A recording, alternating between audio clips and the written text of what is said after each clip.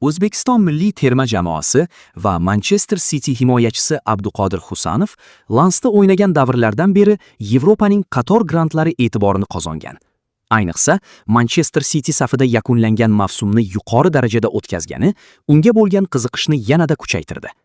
So'nggi ma'lumotlarga ko'ra, Ispaniyaning amaldagi chempioni Barselona kelasi mavsum oldidan 22 yoshli o'zbek himoyachisi transferini jiddiy o'rganib chiqyapti.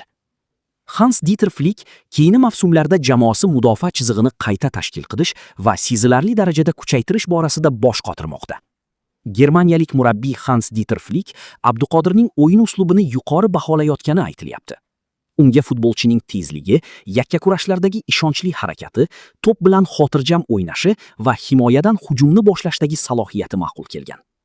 Yaqinda Barsa tizimida ishlayotgan mutaxassis Rafael Muslimov Abduqodirning Kataloniya klubi futboliga mos ekanini ta'kidlagan edi. Husanov Kataloniya futboliga to'liq mos keladi.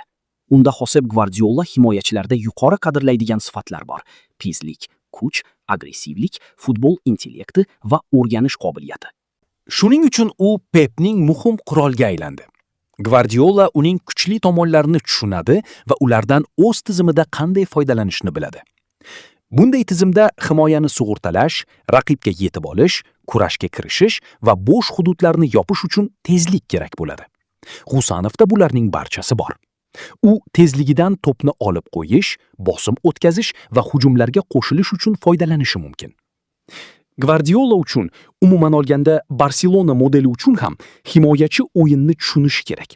Hujum rivojini oldindan ko'ra bilishi, to'g'ri pozitsiya tanlashi va bosim ostida qaror qabul qila olishi lozim.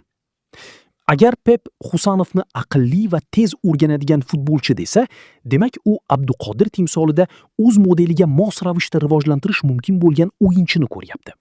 Demak, Abduqodir Kataloniya klubiga ham moslasha olgan bo'lardi, degandi Muslimov Eurasia futbol nashriga bergan intervyusida. Aslini olganda, Angliya Premyer Ligasidagi yuqori sur'atli va kurashlarga boy chempionatda o'zini ko'rsatgan har qanday futbolchi boshqa ligalarda ham muvaffaqiyat qozona oladi. Abduqodir esa Manchester City'dagi murakkab davrda ham xarakter, jismoniy tayyorgarlik va taktik savodini ko'rsatdi. Barselona o'yin uslubida Manchester City qo'llaydigan jihatlar bor. Xususan, Flick jamoasida yuqori pressing, tezkor hujumga o'tish va himoya chizig'ini oldinga surib o'ynash muhim. Bu usulda o'ynaganda markaziy himoyachidan faqat raqib hujumlarini to'xtatish emas, balki katta tezlik, maydonni yaxshi ko'rish, tez qaror qabul qilish va birinchi pasni sifatli yetkazish, jamoa hujumlarini boshlash kabi xislatlar ham talab etiladi. Ma'lum bo'lishicha, Kataloniya klubi mutasaddilari Manchester City atrofidagi vaziyatni sinchoqlik bilan kuzatmoqda. Josep Guardiolaning bosh murabbiylikdan ketgani jamoada jiddiy o'zgarishlarni boshlashi tabiiy. Bu jarayonda har qanday futbolchi, xususan Abduqodir Husanovni transfer qilish uchun qo'shimcha imkoniyatlar ochiladi. Manbaga ko'ra, Husanovning o'zi va uning vakillari ham bu transferga ijobiy munosabatda ekani aytilmoqda. Biroq bu masala qanday rivojlanishi va qay tarzda yakun topishi ko'p omillarga bog'liq bo'ladi. Ma'lumot o'rnida aytish lozimki, Abduqodir Husanov ikkita top ligada o'ynagan yagona o'zbek futbolchisi hisoblanadi.